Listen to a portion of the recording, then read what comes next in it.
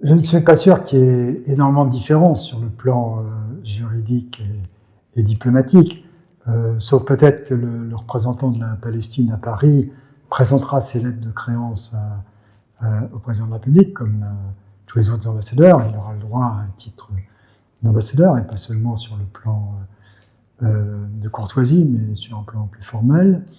Et il y aura sans doute quelques conséquences de ce type, mais c'est surtout dans les conséquences juridiques et diplomatiques en profondeur qu'il y aura une différence. Si vous dites qu'il y a un État palestinien, ça veut dire qu'il y a des frontières. Et donc ça veut dire qu'Israël ne peut pas étendre ses frontières comme c'est le cas actuellement selon ses propres desiderata. Si vous dites qu'il y a un État de Palestine, ça veut dire que les Palestiniens sont des citoyens. Et donc, on leur confère une dignité qui, surtout pour les Français, ont un sens particulier.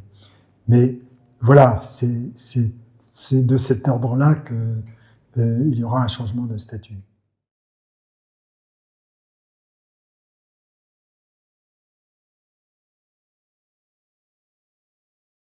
C'est évidemment une question à la fois fondamentale et difficile.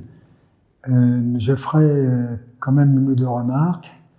D'abord, dans la position américaine, c'est pas certain que M. Trump soit aussi fâché contre ce geste que ne l'est son administration et que le laisse penser la traditionnelle proximité entre Israël et les États-Unis. D'abord, Trump lui-même a été capable, dans les mois qui ont précédé, de tordre le bras à Netanyahou sur plusieurs occasions, notamment en imposant dès le mois de janvier une trêve.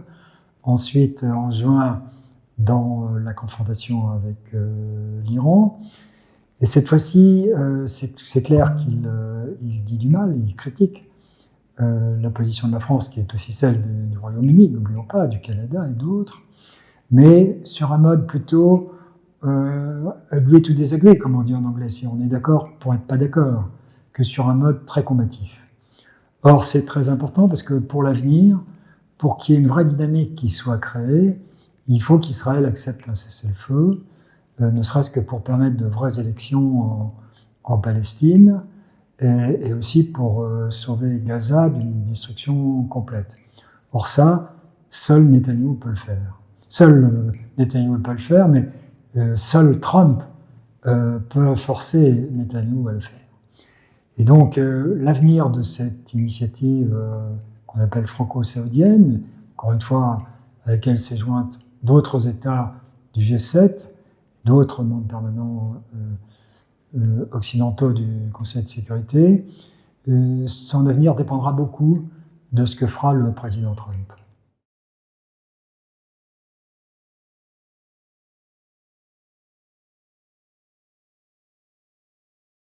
Comme vous le savez, le président Macron a beaucoup hésité. Il en est arrivé à cette conclusion qu'après pas mal d'hésitations, d'aller et retour, et je crois que la réponse simple à votre question, c'est que tout simplement, l'attitude du Hamas d'un côté, mais surtout du gouvernement israélien de l'autre, ne nous laissait guère de choix. Quand on s'est rendu compte qu'on n'avait aucun levier sur les deux principaux acteurs, le président était obligé de chercher d'autres moyens d'intervention et aussi de témoignage de ce que nous pensions du drame qui se jouait au Proche-Orient. Et ce qui me paraît frappant, qu'on n'a pas assez souligné dans le débat français, c'est que quand même le Royaume-Uni, le Canada, l'Australie sont parvenus aux mêmes conclusions que la France.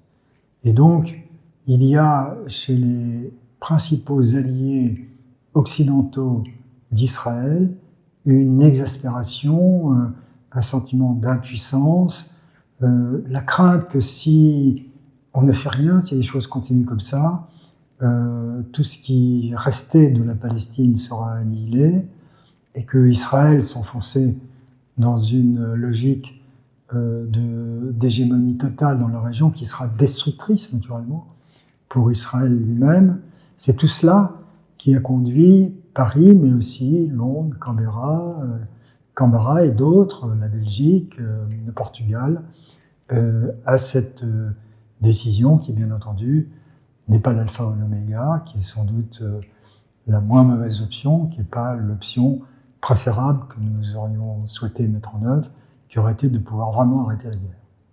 C'est pas mal pour le prestige de la France, pour le rôle de la France. Ça l'a réintroduit quand même dans un sujet dont elle avait été écartée. Et ensuite, tout dépendra de ce que les Israéliens et l'administration Trump en feront. Ils peuvent continuer à tout bloquer. Ils peuvent aussi prendre conscience à un moment donné que ce serait de leur intérêt d'entrer dans une forme de marche vers un accord de paix.